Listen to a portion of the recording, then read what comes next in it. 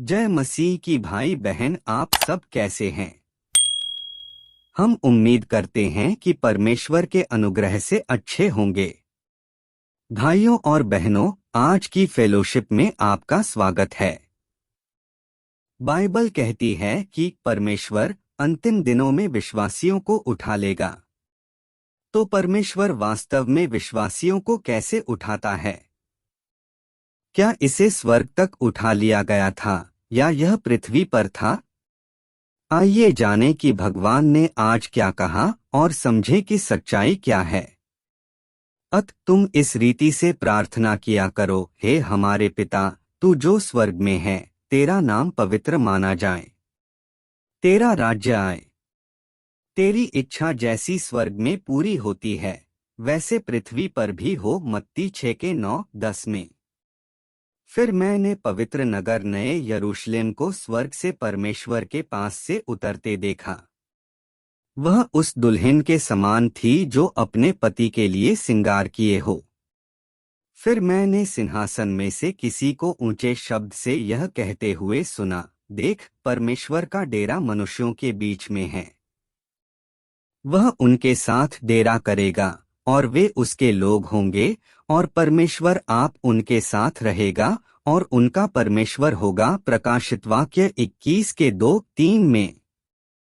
जगत का राज्य हमारे प्रभु का और उसके मसीह का हो गया, और वह युगानुयुग राज्य करेगा। प्रकाशित वाक्य 11:15। परमेश्वर के प्रासंगिक वचन। उठाया जाना, निचले स्थान से किसी ऊंचे स्थान पर ले जाया जाना नहीं है, जैसा कि लोग सोचते हैं। यह एक बहुत बड़ी मिथ्या धारणा है। उठाया जाना मेरे द्वारा पूर्वनियत और फिर चयनित किए जाने को इंगित करता है। यह उन सभी के लिए है जिन्हें मैंने पूर्वनियत और चयनित किया है। उठाए गए लोग वे सभी लोग हैं जिन्होंने पहलौठे पुत्रों या पुत्रों का स्तर प्राप्त कर लिया है, या जो परमेश्वर के लोग हैं। यह लोगों की धारणाओं के बिल्कुल भी संगत नहीं है। वे सभी लोग जिन्हें भविष्य में मेरे घर में हिस्सा मिलेगा, ऐसे लोग हैं जो मेरे सामने उठाए जा चुके हैं। यह एक संपूर्ण सत्य है, कभी न बदलने वाला और जिसे झुठलाया नहीं जा सकता। यह शैतान के विरुद्ध एक जवाबी हमला है। जिस किसी को भी मैंने पूर्वनियत किया है, वह मेरे सामने उठाया जाएगा। वचन देह में प्रकट होता है में आरंभ में मसीह के कथन के अध्याय 104 फीट से उद्धृत। परमेश्वर ने मनुष्यों का सृजन किया और उन्हें पृथ्वी पर रखा और तब से उनकी अगुवाई की। फिर उसने उन्हें बचाया और मानवता के लिए पापबलि बना। अंत में उसे अभी भी मानवता को जीतना होगा, मनुष्यों को पूरी तरह से बचाना होगा और उन्हें उनकी मूल समानता में वापस लौटाना होगा। यही वह कार्य है जिसे वह आरंभ से करता रहा है। मनुष्य को उसकी मूल छवि और उसकी मूल समानता में वापस लौटाना। परमेश्वर अपना राज्य स्थापित करेगा और मनुष्य की मूल समानता बहाल करेगा, जिसका अर्थ है कि परमेश्वर पृथ्वी और समस्त सृष्टि पर अपने अधिकार को बहाल करेगा। मानवता ने शैतान से भ्रष्ट होने के बाद परमेश्वर के प्राणियों के साथ साथ अपने धर्मभीरु हृदय भी गंवा दिए, जिससे वह परमेश्वर के प्रति शत्रुतापूर्ण और अवज्ञाकारी हो गया। तब मानवता शैतान के अधिकार क्षेत्र में रही और शैतान के आदेशों का पालन किया। इस प्रकार अपने प्राणियों के बीच कार्य करने का परमेश्वर के पास कोई तरीका नहीं था और वह अपने प्राणियों से भयपूर्ण श्रद्धा पाने में असमर्थ हो गया। परमेश्वर ने मनुष्यों को बनाया था और उन्हें परमेश्वर की आराधना करनी चाहिए थी, पर उन्होंने वास्तव में परमेश्वर से मुंह मोड़ लिया और इसके बजाय शैतान की आराधना करने लगे। शैतान उनके दिलों में बस गया। इस प्रकार परमेश्वर ने मनुष्य के हृदय में अपना स्थान खो दिया, जिसका मतलब है कि उसने मानवता के सृजन के पीछे का अर्थ खो दिया। इसलिए मानवता के सृजन के अपने अर्थ को बहाल करने के लिए उसे उनकी मूल समानता को बहाल करना होगा और मानवता को उसके भ्रष्ट स्वभाव से मुक्ति दिलानी होगी। शैतान से मनुष्यों को वापस प्राप्त करने के लिए उसे उन्हें पाप से बचाना होगा।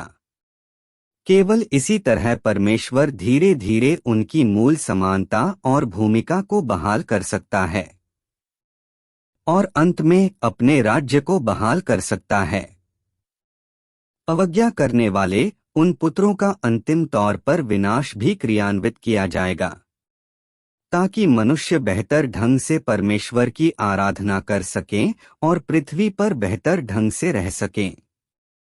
चूंकि परमेश्वर ने मानवों का सृजन किया, इसलिए वह मनुष्य से अपनी आराधना करवाएगा, क्योंकि वह मानवता के मूल कार्य को बहाल करना चाहता है।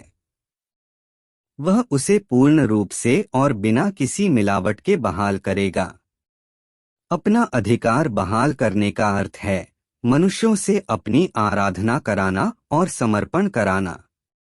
इसका अर्थ है कि वह अपनी वजह से मनुष्यों को जीवित रखेगा और अपने अधिकार की वजह से अपने शत्रुओं के विनाश करेगा। इसका अर्थ है कि परमेश्वर किसी प्रतिरोध के बिना मनुष्यों के बीच उस सब को बनाए रखेगा जो उसके बारे में है। जो राज्य परमेश्वर स्थापित करना चाहता है वह उसका स्वयं का राज्य है। वह जिस मानवता की आकांक्षा रखता है वह है जो उसकी आराधना करेगी, जो उसे पूरी तरह समर्पण करेगी और उसकी महिमा का प्रदर्शन करेगी। यदि परमेश्वर भ्रष्ट मानवता को नहीं बचाता तो उसके द्वारा मानवता के सृजन का अर्थ खत्म हो जाएगा। उसका मनुष्यों के बीच अब और अधिकार नहीं रहेगा और पृथ्वी पर उसके राज्य का अस्तित्व अब और नहीं रह पाएगा। यदि परमेश्वर उन शत्रुओं का नाश नहीं करता जो उसके प्रति अवज्ञाकारी हैं, तो वह अपनी संपूर्ण महिमा प्राप्त करने में असमर्थ रहेगा। वह पृथ्वी पर अपने राज्य की स्थापना भी नहीं कर पाएगा। ये उसका कार्य पूरा होने और उसकी महान उपलब्धि के प्रतीक होंगे। मानवता में से उन सबको पूरी तरह नष्ट करना जो उसके प्रति अवज्ञाकारी हैं और जो पूर्ण किए जा चुके हैं, उन्हें विश्राम में लाना। जब मनुष्यों को उनकी मूल समानता में बहाल कर लिया जाएगा और जब वे अपने अपने कर्तव्य निभा सकेंगे, अपने उचित स्थानों पर बने रह सकेंगे और परमेश्वर की सभी व्यवस्थाओं को समर्पण कर सकेंगे, तब परमेश्वर ने पृथ्वी पर उन लोगों का एक समूह प्राप्त कर लिया होगा जो उसकी आराधना करते हैं और उसने पृथ्वी पर एक राज्य भी स्थापित कर लिया होगा जो उसकी आराधना करता है। पृथ्वी पर उसकी अनंत विजय होगी और वे सभी जो उसके विरोध में हैं अनंत काल के लिए नष्ट हो जाएंगे।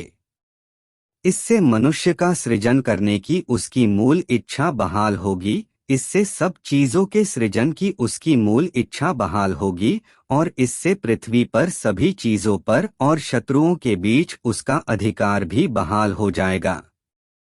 ये उसकी संपूर्ण विजय के प्रतीक होंगे। इसके बाद से मानवता विश्राम में प्रवेश करेगी और ऐसे जीवन में प्रवेश करेगी जो सही मार्ग पर है। मानवता के साथ परमेश्वर भी अनंत विश्राम में प्रवेश करेगा और मनुष्यों और स्वयं के साथ एक अनंत जीवन का आरंभ करेगा।